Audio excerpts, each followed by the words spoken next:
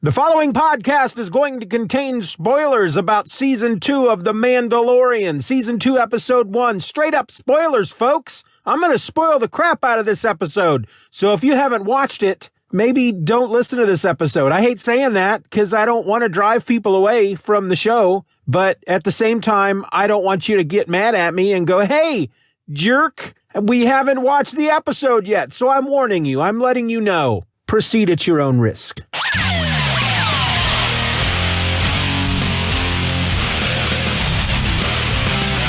Hello and welcome to another episode of Just Another Fanboy. I'm your host, and my name is Steven. How's it going? Do you ever wonder why podcasters do that? Ask you how you're doing? How you doing out there? How's everybody doing? Because you can't answer us. You know, unless you want to send me an email and go, Dear Steven, I'm listening to your latest episode of Just Another Fanboy, episode 133, in which you discuss Season 2 of The Mandalorian, or at least Episode 1 of Season 2 of The Mandalorian. And as you open the episode, you asked how everybody was doing. And I just want to let you know I'm doing fine. Thanks, Bilbo Baggins, because Bilbo listens. He would totally listen. So yeah, I'm talking about The Mandalorian because this past Friday was the release, the season premiere of Episode 1 of Season 2. And gosh dang it, it was so good. The episode was called The Marshal, and it was almost an hour long. I remember taking the day off of work when the very first episode came out. The very first episode, Season 1, Mandalorian, Episode 1, I took the day off work. Disney Plus had just launched. The big selling point for Disney Plus when they launched was you're going to get the first episode of The Mandalorian right off the bat. And so I took the day off of work. And of course, the app didn't work. Everybody was really upset. And finally, a few hours or so into the day, we were able to watch the show. And I logged in and I said, this episode's like 27 minutes long. What the kind of crap is that all about? I was really not very happy. That's not even 30 minutes. Sure, it's 3 minutes shy, but I don't remember if it was 27 or not, and I don't feel like looking it up right now, but I remember being really I felt ripped off. Then, of course, I watched the episode, and it felt like it was just this epic movie that I just watched. I never once felt like it was too short, and I never once felt like it was too long. It was like that freaking second bowl of porridge that Goldilocks got just right. You know, the mom of the three bears must have lived an awesome life. I'm sorry, I'm going to go on a tangent here. But think about that story, Goldilocks and the Three Bears. All of the dad stuff was either too hot, too rough, too big, too whatever. All the dad stuff sucked. All the baby bear stuff sucked. The mama bear stuff was just right every single time. Because you know why? Because Papa Bear knows happy wife, happy life. That's right. Because Papa Bear knows which side of the bread to butter. Do you know what I'm saying? That's what Papa Bear knows. Anyway, Mandalorian, Season 2, Episode 1, The Marshal. Okay, so all year, almost, it feels like, there have been rumors about what we're going to see in this season of The Mandalorian. We were going to see Boba Fett. We were going to see Boba Fett's armor, but maybe not occupying the same space. In other words, we're probably going to get Boba Fett in this season, but he's not going to be wearing his armor. What's that all about? But yet we are going to have somebody wearing his armor. What's going on there? Other rumors were Ahsoka Tano. She was going to be on the show. And I'm sure there were others I can't think of. But two of those rumors, we learned the truth of in this episode. Now, frankly, I think they had already come out at some point before this episode was released and said, yes, Boba Fett will be in the show. No, he will not be wearing his armor. At least not at first. His armor will be worn by a man named Cobb Vance, who will be played by Timothy Olyphant. Now, I don't know if they actually came out and verified that those rumors were true, but the rumors were very specific. I mean, here over the last month before this episode was released, the rumors got really specific. We're going to see Boba Fett, but he's not going to be wearing his armor. His armor is going to be worn by a guy named Cobb Vance, who first appeared in one of the Aftermath books, which was written by Chuck Wendig, and he's going to be played by Timothy Olyphant. Okay, those are really specific rumors, so they've got to be true. I don't know if it was they verified that the rumors are true, or they just were so specific that people were just, yeah, those rumors are true. They just got to be. But guess what? They were completely true. Let me tell you a bit about the episode. So in season 1, by the time season 1 ends, Mando, I'm just going to call him that because I don't remember his name. I just rewatched the entire season. Din, I think his name is Din Djinn, something like that. Anyway, he is tasked by the armorer, one of the Mandalorians, a female that they just refer to as the armorer. He is tasked to take the child, or as everybody in pop culture calls him, Baby Yoda, to take him back to his people. Now, she's not 100% clear on what that means. On the one hand, that could mean whatever race of creature Yoda is, he's got to find those people and return this child to that race of alien. But nobody knows what this alien is. Nobody knows what this race is. Or she just means he's got to find some Jedi and give this kid back, even though there are no Jedi around anymore. So it's a pretty impossible task. He refers to it as he has been quested. And so he knows he needs help on this quest of his, and he sets off to find other Mandalorians. And so he goes to this city, this planet. I don't know if they ever named the planet. It was he's in a very seedy area of town. He's led into what seems like an underground fight, like Fight Club, like illegal boxing. And it's two, good Lord, I didn't do my research here. Gamorrean, the pig guards from Return of the Jedi, Jabba the Hutt's palace, the big green pig guards. There's two of them fighting in like a boxing ring. They've got axes and force fields and they're going at it. And he goes and sits down next to this one-eyed dude. And I don't mean one eye like Nick Fury has one eye. I mean, he's got one cyclopean eye in the middle of his head. He, again, didn't do any research, don't know the name of the alien race, but I believe that we see one of them in the cantina scene in the original Star Wars movies. You know, let me go on a tangent again here really quick. I started thinking about this the other day. Do you ever notice, at least folks of my generation, people who saw the first Star Wars movie in the theater, when they talk about all the various Star Wars movies, every one of them they call by the subtitle: Empire Strikes Back, Return of the Jedi, Phantom Menace, Attack of the Clones, Force Awakens, blah, blah, blah, blah, blah. But we always refer to A New Hope just as Star Wars. There's a reason behind that, because when the movie first came out, when it first hit the theaters, it was just called Star Wars. The opening text crawl that if you watch now says Chapter 4, A New Hope, it didn't say that. That was not part of the opening text crawl. So for us, it was always Star Wars, Empire Strikes Back, and Return of the Jedi.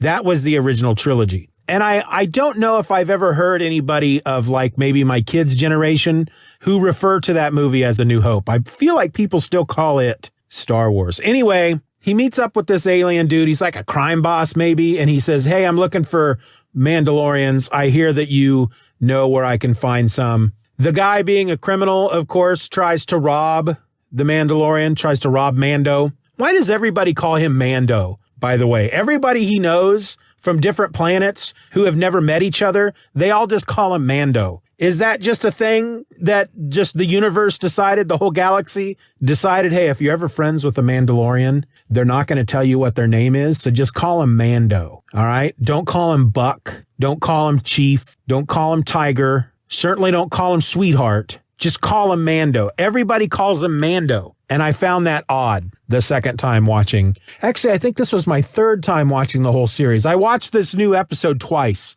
and I think I went through the whole series 3 times now. Anyway, the guy tries to rob Mando to get his armor because that Beskar steel, that's some good stuff, man. Nobody has the Beskar. And if you've got the Beskar, you've got the best stuff. Beskar equals best stuff. But of course, he's the Mandalorian. He's not going to take any crap from a one-eyed alien. Despite all of his thuggish alien friends that come after him, Mando kicks all their butts. He just beats them all up like it's nothing. And little Yoda is there to watch it. The child, the kid, he's there to watch it all happen. I will say that Baby Yoda doesn't really have much to do in this episode. He's just kind of there to watch it all happen. And that's fine. He can't always be part of the story. He can't always be there to wave his hand and get the Mandalorian out of trouble. He can't be there to do that all the time. But there was a really great moment there at the beginning, when this one-eyed alien dude pulls his gun on Mando and all the other aliens around him that are his thugs, they all pull guns on him, and everybody else in the crowd that have been watching the fight, they all run away because they know some crap is about to go down. Well, the Mandalorian basically tells the dude, look, I'm going to give you one chance to tell me where I can find more Mandalorians. Otherwise, I'm going to have to kill you. And little baby Yoda is like watching him, and he's got that thing on his wrist, the whistling bird weapon that shoots out all the little tiny missiles. And he sees it power up, and I think he actually closes the Pram. That's what I'm calling it. I'm calling it a Pram because that's what the one dude called it, whose name now I suddenly can't remember. The Imperial dude, the original Imperial guy that sent him out to get Baby Yoda. He calls it a Pram. If you're not aware, a Pram is a stroller, basically. It's a certain kind of stroller, and it resembles something like what Baby Yoda is in. But in our world, it's got wheels and junk on it. Anyway, he beats them all up, and then he convinces the one-eyed alien dude to tell him where he can find more Mandalorians. And he says the only one he knows about is on Tatooine. And Mando's like, Tatooine? I don't think so, buddy. I've been spending a lot of time on Tatooine lately. I would have known if there was a Mandalorian there. And he's like, no, seriously. He's in this town called Mos Pagos. That's where you got to go. And so he goes to Tatooine. He leaves his ship with the lady from episode 5, I think it was, Gunslinger, the one that helped repair his ship when the first time he went to Tatooine. She helps him find Mos Pagos. He goes out there. Pagos, is that the name, or was it Pelos? Now I can't remember. Anyway, you find out that the marshal of the town is this guy, Cobb Vance, played by Timothy Olyphant, who is wearing Boba Fett's armor. Now, I've read most of the first book to Chuck Wendig's Aftermath trilogy, and I don't remember if I came across Cobb Vance. He would do these things, at least in the first book, and apparently he does it throughout all 3 of them. There's these little interludes that I don't know if they end up becoming part of the full narrative, or if they're just little things that he threw in there. This like, hey, by the way, if you want to know what happened to Boba Fett's armor, this guy named Cobb Vance got it. And I'm going to tell you a little story about how that happened. And that's, he does these little interludes in the book. And so that little interlude is retold in this episode, which I have to, as a guy who's written a couple of books, I am, of course, not on even near Chuck Wendig's level, but I got to imagine Chuck Wendig's like, holy crap, they took one of my characters and they put it in The Mandalorian. That's freaking amazing. And so what you find out is after the second Death Star blew up, the mining guild, because this town is a mining town, the mining guild takes over. The Empire take off. The mining guild takes over. They start shooting up anybody that they think is gonna cause them any issues. Cobb Vance takes off. He manages to escape. He grabs one of those ice cream machine containers and finds out later that it's full of this rare crystal. He's just there. It's just there, and I better grab this just in case. And it's full of these crystals. He almost dies out in the desert, which, of course, the whole planet is a desert. The Jawas find him. They find the crystals. They want the crystals. They offer him all this stuff, and he sees this Mandalorian armor, and he says, that's what I want. And so he comes back to town with the Mandalorian armor on, and he drives away the mining guild, and he becomes the town marshal. Well, as part of the Mandalorian creed, you're not allowed to wear Mandalorian armor unless you're a Mandalorian. And so Mando's about to just basically serve this guy his butt. Now, I'm glad the two of them don't fight. They don't fight in this episode, and I'm glad, because I didn't want them to fight. I wanted them to be friends. And they do, in essence, become friends, but I'm glad they didn't fight. Timothy Olyphant, he plays this character. He is basically playing Raylan Givens from Justified. If you've watched him in Justified, that's who he is, but with Mandalorian armor on. That's who he is. And it was so awesome. He is so super cool. It was just awesome. Well, you discover before they're about to throw down that there is a crate dragon, which is a big old sand dragon that's been terrorizing the town, and it swoops in. And by swoops in, I mean it burrows in from underground because it swims in the sand, and it eats a freaking, why can't I think of the name of those big furry things with the horns that the Wampa. Is that right? Is it a Wampa? It's not a Wampa, is it? Holy crap. Why can't I think of no, the Wampa. Okay, the Wampa. I'm losing it. The Wampa was the big Yeti type dude on Hoth. They ride banthas. So it swims through the sand right down the middle of the middle of town, right down the main street, eats a Wampa and goes away. And Cobb Vance tells the Mandalorian, he's like, look, I'll make you a deal. You help me kill that thing and I'll just hand over the armor. And so they set out. He goes, I know where we can find it. So they go out, they set out to kill it, and they end up running into some sand people. And basically the village and the sand people have to team up to take out this giant crate dragon.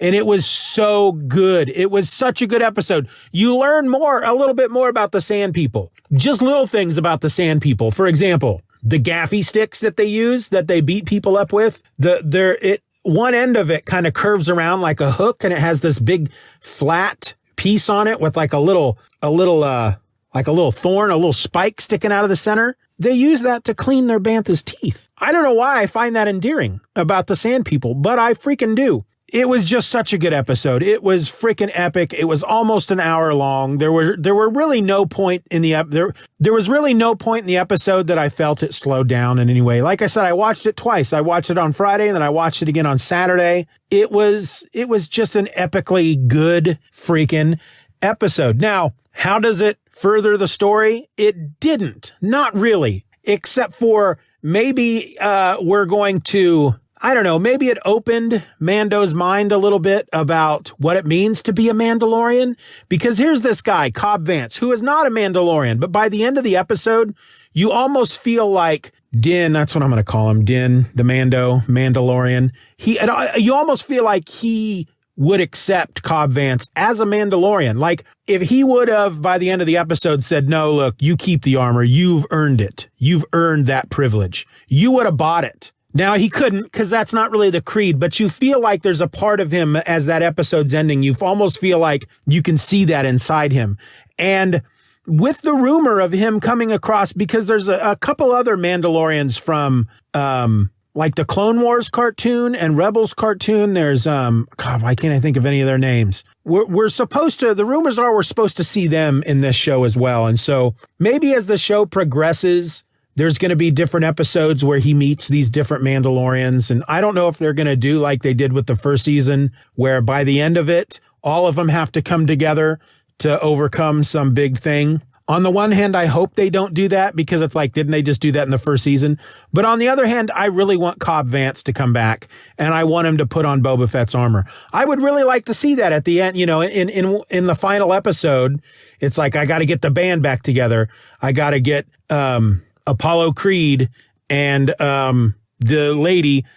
I don't even know why you guys listen to this show, because I don't remember any names and I don't write anything down. But I would love it for him to get some of these people back together by the end of the second season. And he's, Cobb Vance, I need your help. But if you're going to help me, you got to put the armor back on. Because really, the way this episode is told, it's like Timothy Olyphant is playing a character in the Star Wars universe, but after this episode, we're never going to see him again. I hope that's not the case.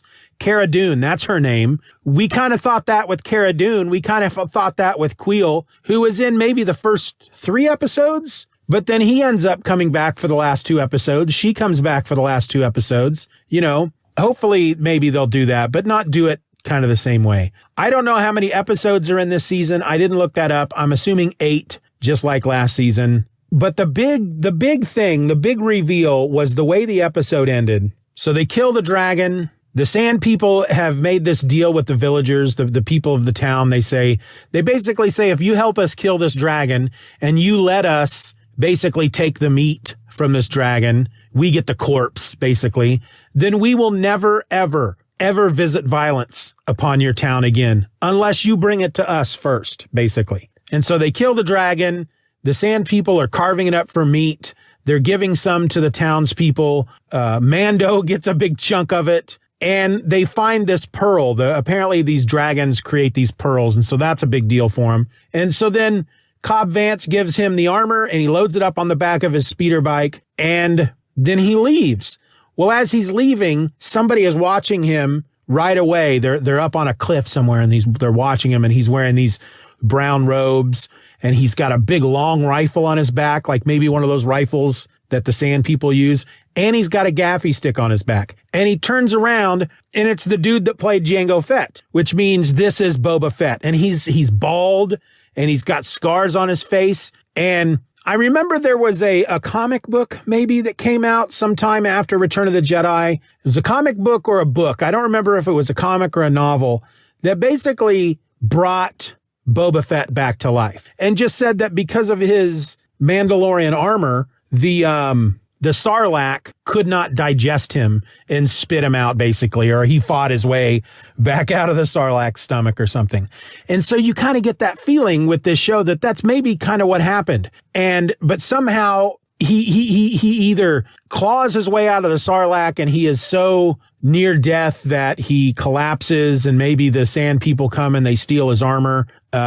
We don't know how he got separated from his armor. I'm assuming we'll figure this out during season 2, but he looks like he's kind of scarred up and they look slightly like burns, like maybe stomach acid from a Sarlacc could have done it. And he turns around and we can see his face and we see that it's the guy who played Jango Fett, which means he's also Boba Fett, which means he's also all the clone troopers. But we're going to assume at this point that he's Boba Fett. Who else could he be? Based on the rumors, based on where he's at, we're going to assume he's Boba Fett. So he turns around, faces the camera, and then he walks off camera. Well, I didn't notice it the first time, and I didn't notice it the second time after it was even pointed out to me. But I watched a YouTube video that basically said that as Boba Fett is walking off camera, you hear the sound of spurs, as if he's wearing spurs. And then they said, if you remember episode 5, the gunslinger, at the very end, the woman that they were after, somebody approaches her as she's lying there in the sand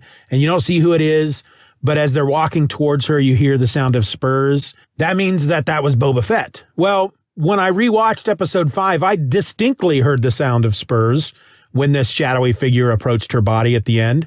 But the second time I watched that first episode of season 2, I didn't hear spurs when he was walking away. So I can't verify that. But if that's true, that means Boba Fett was there for some reason in episode 5. Does that mean that she's alive? Did she survive that? I don't think so. Did she have something on her that he took? I don't know. I guess if that was Boba Fett, we will find out. But I'm so looking forward to more of this series. They keep saying that this season is going to expand more upon the world. It's going to open up more.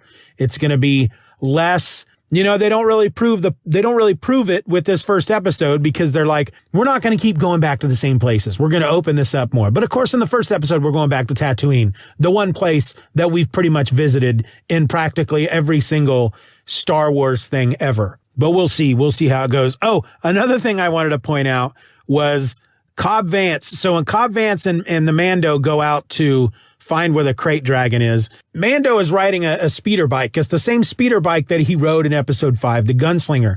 Well, Cobb Vance is riding. He's basically taken one single engine from a pod racer and attached like steering controls and a seat to the side of it. And so he's retrofitted this freaking pod racing engine into a speeder almost. It was pretty awesome. However, I would imagine it was pretty loud. And I know that the speeder bikes are kind of loud. And yet as they're zooming through the desert, he is able to tell the Mandalorian his story, which I thought was silly, but it's one of those things that you have to do for story. Another thing I thought was silly, and it's one of those tropes that you have to do if you're telling a story, especially a story for the screen. They have to explain what their plan is when it comes to taking out the crate dragon, which is there's a big cave and its belly is where it's the most vulnerable. They bury a bunch of explosives in the sand. The goal is to draw it out. When it gets to a certain point, they hit a button on a detonator. It blows up underneath it, and hopefully that will kill it. Well, he's explaining the plan to Mandalorian is explaining the plan to Cobb Vance as it's unfolding in front of them. And they just did it really weird. It's not like they were sitting around the fire a couple of nights before and the Mandalorian said, all right, here's the plan. And then as he starts telling it, they shift forward to see everybody putting it all together. No, they arrive at the cave. Mando and Cobb Vance are standing on this ridge above where it's all going to happen. And the people are down there doing everything that they're supposed to be doing.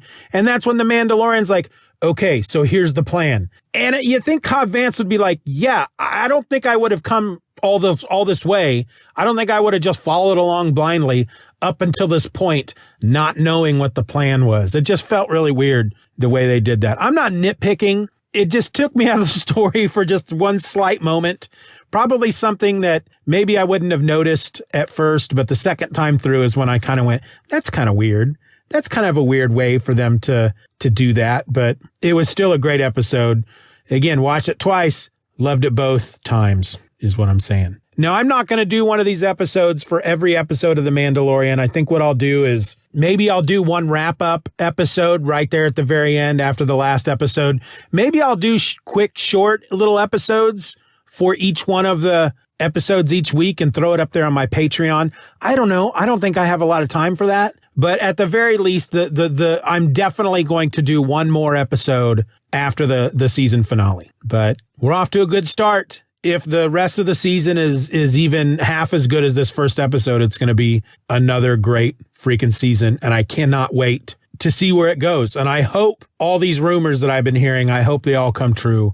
And I hope we see Ahsoka Tano. I hope we see these other Mandalorians that were in the Rebels cartoon and the Clone Wars cartoon, because I just want to see all this stuff come together. I just want to see it all come together, you know? Regardless, it's a great show. When I finished the episode, I've been binging Star Trek. I watched Next Generation, I watched Deep Space Nine, and now I'm in the middle of Voyager.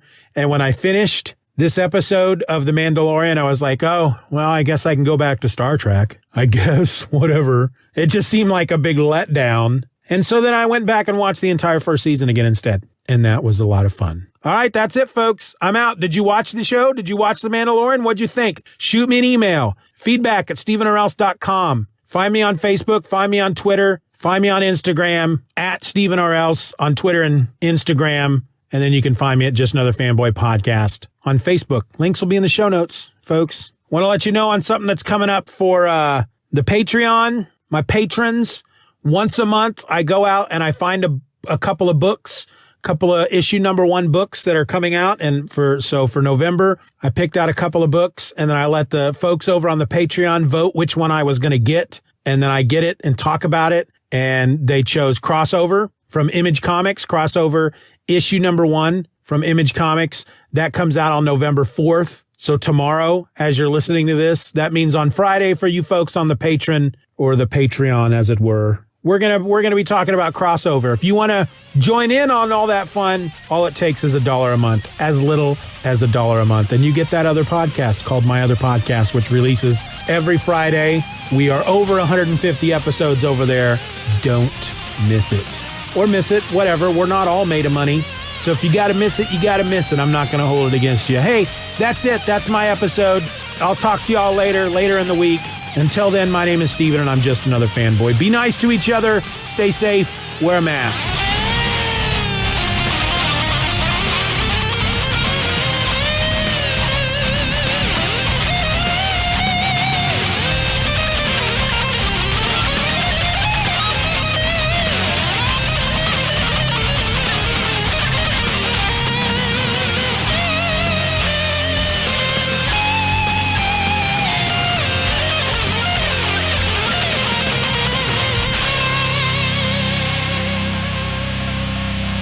Bye-bye, Daddy. Bye-bye, Daddy. Good job. Hello and welcome to another episode of Just Another Fanboy. I started that early. I'm supposed to do something else instead, so I guess I just created a blooper. Yay. The following podcast is going to contain spoilers, and they're going to be... And I'm not... The big selling point was Disney Plus... The big selling, and then finally a few or so. I'll get it. Hold on. Papa Bear knows. Papa knows what is playing on the television. Papa knows what side of the butter to bread.